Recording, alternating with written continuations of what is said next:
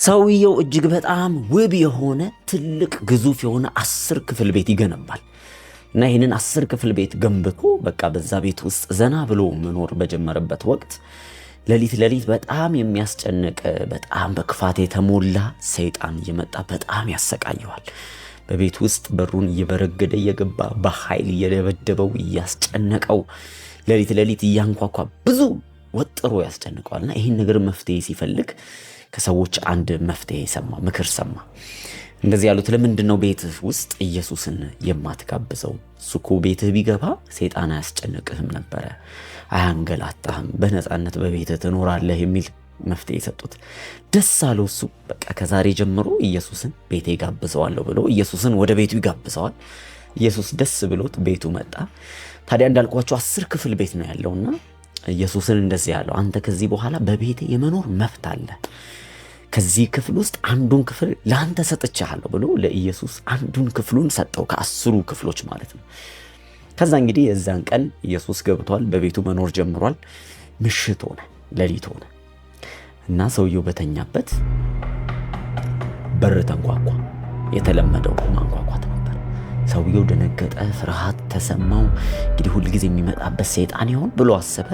ቀስ ብሎ ሄዶ በሩን ከፈት አደረጋት። ልክ በሩን ከፈት ሲያደርጋት ብርግድ አድርጎ ገባ ሰውየው። ያ ክፉ ሰይጣን ነበር። እንደለመደው ደበደበው፣ አሰቃየው፣ አንገላታው፣ አወጣው፣ አወረደው፣ በጡጫ አለው፣ አስጨነቀው፣ አስፈራራው።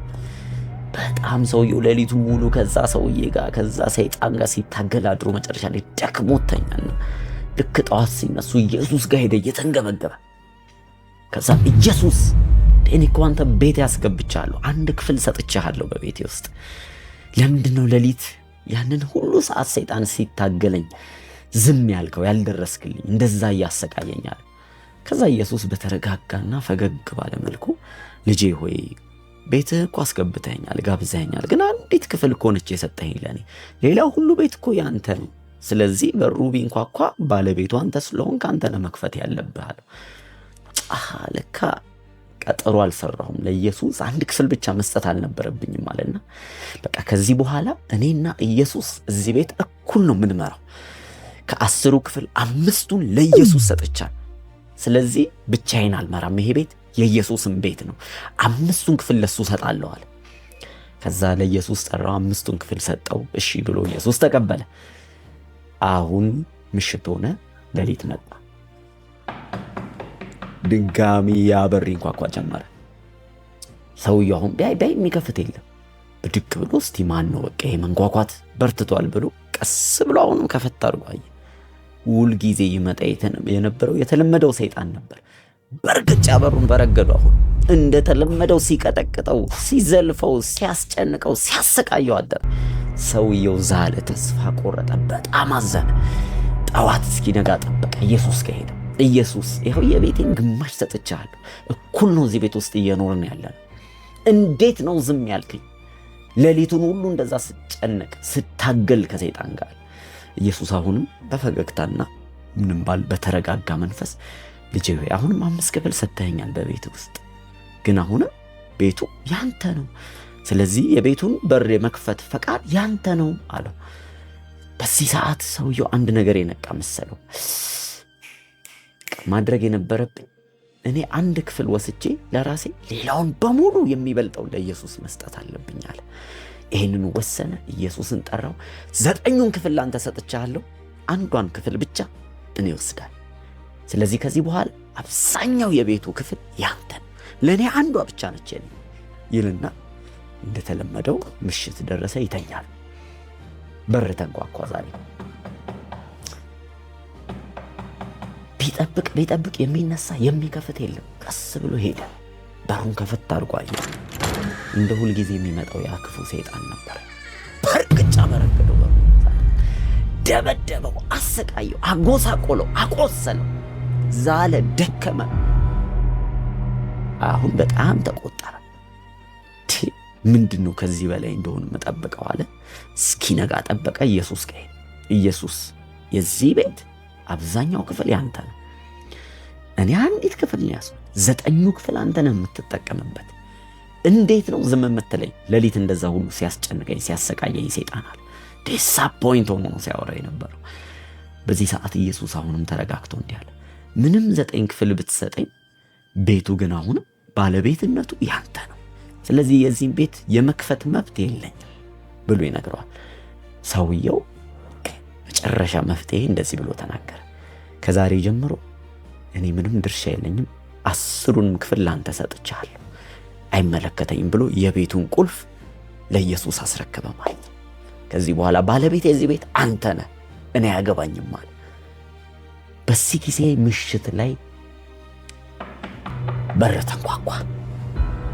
ከዛ የሰውዬ ነቃ። አሁንም ተንኳኳ። ብድግ ብሎ ሊከፈታልና ሲያስበው ቁልፍ የለም እሱ ጋር። ቁልፉ ማጋ ነው? የቤቱ ባለቤት ኢየሱስ ጋር ነው። ደጋግሞ ሲንኳኳ ሰውየው የእግር ኮቴ ይሰማ ጀመር። ቀስ እያለ እግር ኮቴ ቀስ ብሎ ሄደ። ቀስ ብሎ ሲመለከት ኢየሱስ በሩን ሊከፍት ወጥቶ ነበር። በዚህ ሰዓት ዲያብሎስ እንደለመደው ያ ምስኪን ሰው በሩን ከፍቶ አስጨንቀዋለሁ ብሎ ተዘጋጅቶ ነበረ። ልክ በሩን ሲከፍት ኢየሱስ ነበር በሩን የከፈተው። በጣም በሚያስፈራ በሚያስደነግጥ ምን ፈልገህ መጣ? ሰይጣን በዚህ ሰዓት ይቅርታ የተሳሳተ ቤት አንኳኩቼ ነው ብሎ ላጥ ብሎ ሄደ። በዚህ ሰዓት ሰውየው በሰላም በእረፍት በዛ ቤት ውስጥ ሙሉ ለሙሉ ለኢየሱስ ሕይወቱን ቤቱን ሰጥቶ መኖር ጀመረ። አንድ ትልቅ ትምህርት ተማርኩበት ከዚህ ታሪክ፣ እናንተም ትማራላችሁ ብዬ አምናለሁ። መጽሐፈ ምሳሌ ምዕራፍ 3 ላይ አንድ የሚናገር ጥቅስ አለ። በፍጹም ልብ በእግዚአብሔር ታመን፣ በራስህ ማስተዋል አትደገፍ ይላል። እስቲ ከዚህ ሕይወትኛስ ምን እንማራለን? እነዚህ 9 ክፍሎች 10 ክፍሎች የህይወታችንን አቅጣጫዎች የሚያሳይ ነው።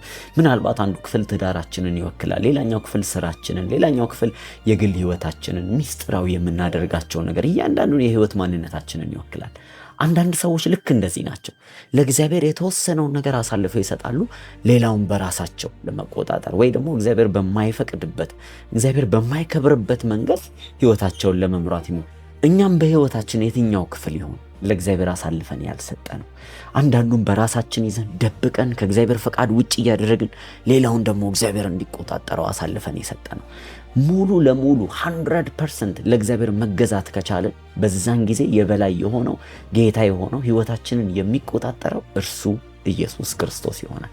ስለዚህ ዛሬ አንድ ምክር ልምከራችሁ። የህይወታችሁን 90% አይደለም 50%ም አለ 100% ለእግዚአብሔር ፈቃዳችሁን ሁሉ አሳልፋችሁ አስገዙ።